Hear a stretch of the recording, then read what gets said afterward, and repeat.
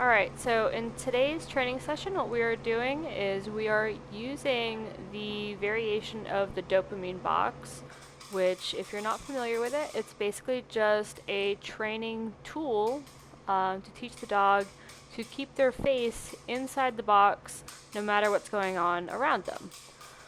Now, it's called the Dopamine Box because the dog is supposed to build a really positive association with putting their face in the hole. That's the only reason why he wants to keep his face in the hole, is because by doing so, he is going to end up getting his reward for that behavior.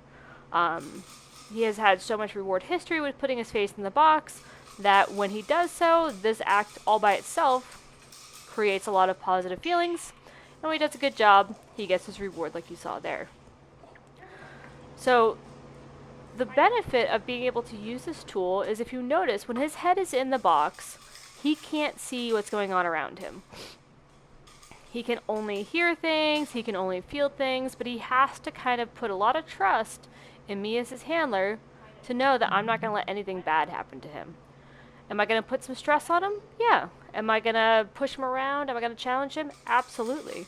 But I promise him that nothing bad is going to happen as long as he keeps his face in that hole. The only bad thing that happens if he doesn't keep the face in the hole is he doesn't get his ball. And for him, that is enough. So, the benefit of being able to use this is we can start to introduce a lot of the stimulus that he's going to encounter in the sports and the competitions that we're working in. So, Medic is currently training for PSA, where there's a lot of use of things like clatter sticks, jug of rocks, can curtains, who knows what. So, what we can do is introduce those types of distractions in this controlled setting and teach him that those sounds and those things that you hear, those things that you feel, it's no big deal. Just keep your mind focused on the task at hand. Keep your face in the box. It doesn't matter who's touching you, what's touching you, where they're touching you, on your paws, on your stomach, on your sides. Keep your face in the box. So he's going to learn through this process that all these sounds that you hear, all the clatter, the jug of rocks, and everything else that we use for these exercises, they mean nothing. The whole objective of this exercise is keep your face in the box. So the benefit of this exercise is that you really teach the dog to focus on the task, regardless of the distractions.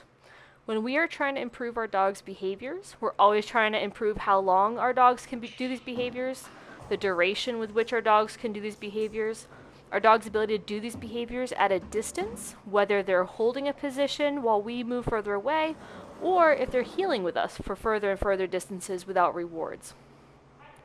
So focusing on the task at hand, increasing the duration that our dog is doing this, and increasing the distractions is just some of the benefits you can get out of this training tool. Now, we are also multitasking using this tool by having his scent in there as well. So we are actually using his live box scent. For Medic, we just use money because we're not planning to do AKC scent detection. He's not going to be a narcotics dog. He's not going to be a bomb dog.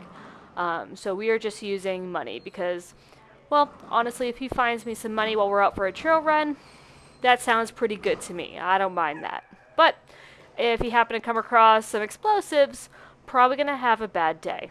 So I would much rather him be imprinted on money.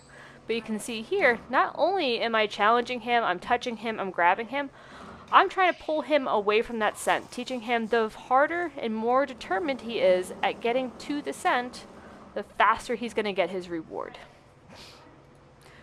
Now, Medic is a smart dog. He knows that I have his reward. He knows that there is nothing in the box, but putting his face in the box is what's going to get him to his reward the fastest. So this reward type is called an indirect reward, meaning he physically and actively has to move away from where he knows a reward is because he knows that that behavior in of itself will get him the reward. So the only way he can get to his ball, which is in my pocket, is by putting his face in that hole. And it doesn't matter if I try to pull him towards me, if I try to distract him, if I entice him with the ball, he knows that he can look at that ball all day, but he's not going to get it until his face is in that hole.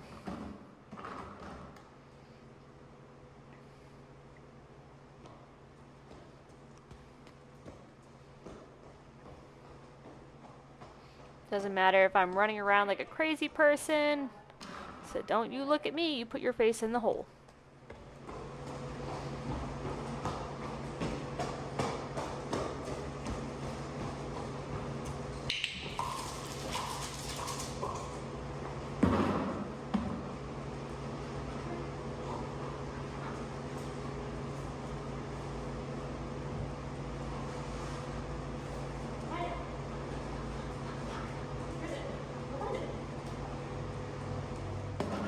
One of the important things I like to do in these exercises is actively try to give my dog a little bit of what we call opposition reflex. So what you're going to see here is where I start to actually push him away from the hole.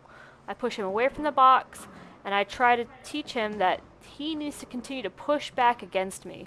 I want him to fight me to get into that hole. And this is actually building drive for this behavior. You can see how much more intently he tries to put his face in that box. And of course, this is called opposition reflex, where I push him one way, he pushes back. So, if you found this information helpful, make sure you check out our website, check out our information, airbornecanine.com. And give us a call, shoot us a text message, send us a message, let me know if there's any videos you'd like to see. Alright, have a great day, and enjoy your day with your dog.